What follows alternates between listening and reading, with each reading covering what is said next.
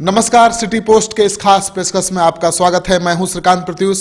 आज आरजेडी का बिहार बंद था। इस बंद को लेकर आपके जहन में कई सवाल उठ रहे होंगे, क्योंकि खबरें तरह तरह की चल रही हैं कि बहुत उपद्रव हुआ, बहुत बवाल हुआ, मीडिया पर हमला हुआ। आप जानना चाहते होंगे कि आखिर सच्चाई क्या है। तो मैं सुबह से शाम तक की खबर आपको बताऊंगा बिहार बंद की।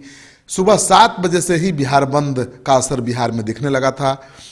हर जिले से खबर आने लगी थी कि बंद समर्थक सड़क पर उतर गए हैं, सड़क जाम कर दिया है, सड़क पर आगजनी कर रहे हैं और रेल पटरियों पर उतरकर रेल यातायात को बाधित कर रहे हैं।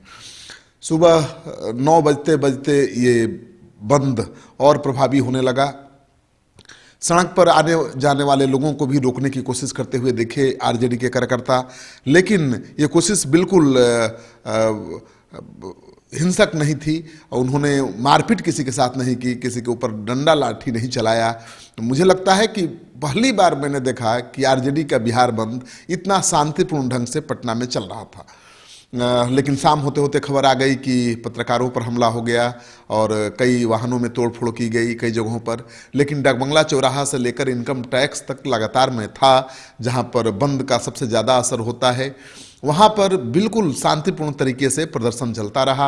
हाँ, बंद समर्थक लोगों को आते जाते रोकते जरूर रहे, टोकते जरूर रहे, लेकिन उनके बीच हिंसक झड़प या झड़प की नौबत नहीं आई।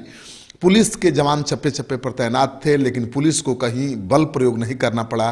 केवल 2 बजे के बाद एक बड़ी खबर आई कि फुलवारी शरीफ में गोलीबारी चल रही है, बमबारी हो रही है, 2 लोगों को गोली लगी है। लेकिन सिटी पोस्ट की टीम सबसे पहले वहाँ भी पहुँची, लेकिन जब सिटी पोस्ट की टीम पहुँची वहाँ पर तस्वीर कुछ अलग था। एक तरफ एक गुट के लोग थे, दूसरी तरफ दूसरे गुट के लोग थे, दोनों ताल ठोक रहे थे, लेकिन बीच में पुलिस के अधिकारी और जवान तैनात थे। तो दोनों ताल ठोक जरूर रहे थे, लेकिन दोनों आपस में भिड़ने की स्थिति में नहीं थे, क्योंकि पुलिस वाले वहाँ पर बीच बचाव करने के लिए, उन्हें रोकने के लिए मौजूद थे।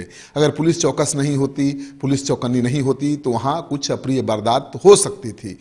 तो खबर ये भी आ रही है कि कई लोगों को गोली लगी है, दोनों तरफ से गोलीबारी की गई है। दोषी कौन है इसकी जांच की जा रही है और सीसीटीवी कैमरा पुलिस खंगाल रही है और उसके आधार पर कई लोगों को नामजद बनाए जाने की चर्चा भी है। अभी भी फुलवारी शरीफ में तनाव है और तनाव को देखते हुए पुलिस के अधिकारी लगातार गश्त कर रहे हैं। पुलिस वहां पर कैंप कर रही है और जो सूत्रों के हवाले से खबर आ रही है कि कुछ असामाजिक तत्व तो अभी भी अफवाह फैलाकर वहां अशांति फैलाने की कोशिश कर रहे हैं।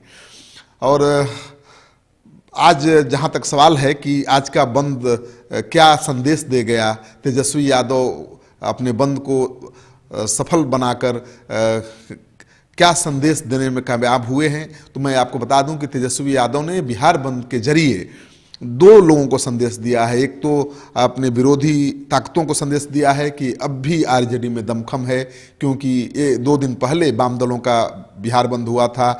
महागठबंधन के तमाम घटक दलों ने आरजेडी को छोड़कर साथ दिया था वाम दल के बंद को, लेकिन कोई खास असर दिखा नहीं। तेजस्वी यादव ने जो बंद का ऐलान किया था बगैर सहयोगी दलों के समर्थन और सहयोग के किया था। ये दीगर बात है कि सहयोगी दल खुद बेताब थे समर्थन देने के लिए और समर्थन देने के लिए मैदान में भी आ गए थे, लेकिन तेजस्वी यादव ने किसी की परवाह नहीं की थी, किसी से कोई राय विचार नहीं किया था और अपने बलबूते पर बिहार बंद का ऐलान कर दिया था।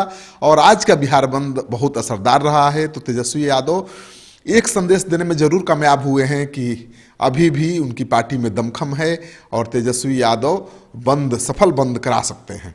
दूसरा संदेश ये था अपने सहयोगी दलों के लिए कि तेजस्वी यादव ही लीड करेंगे, केवल आरजेडी को नहीं, महागठबंधन को। यानी महागठबंधन के स्वयंभू नेता तेजस्वी यादव होंगे।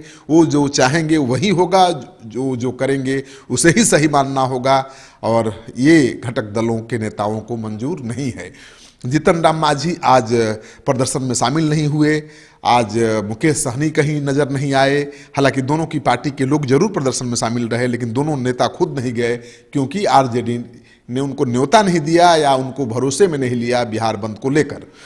तो एक तो महागठबंधन में जो उठापटक चल रहा है, जो खींचतान चल रही है, जो मतभेद चल रहा है, वो भी खुलकर सामने आ गया है। तो तेजस्वी यादव को जो संदेश देना था अपने विरोधियों को, अपने सहयोगियों को, वो देने में कामयाब रहे हैं। और हम कह सकते हैं मिला जुलाकर आरजेडी का जो बिहार बंद था बिल्कुल सफल रहा है।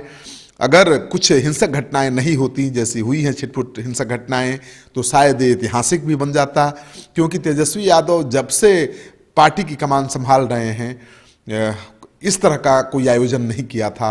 उनके नेतृत्व में लोकसभा चुनाव आरजेडी ने जरूर लड़ा था, लेकिन मोदी लहर में पूरे देश भर में विपक्ष धूल चाट गया था।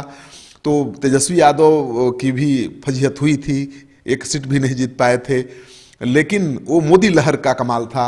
लेकिन पहली बार तेजस्वी यादव को मौका मिला था एनआरसी और कैब के बहाने अपनी शक्ति प्रदर्शन का, और उन्होंने किया और उसमें कामयाब रहे काफ़ी हद तक।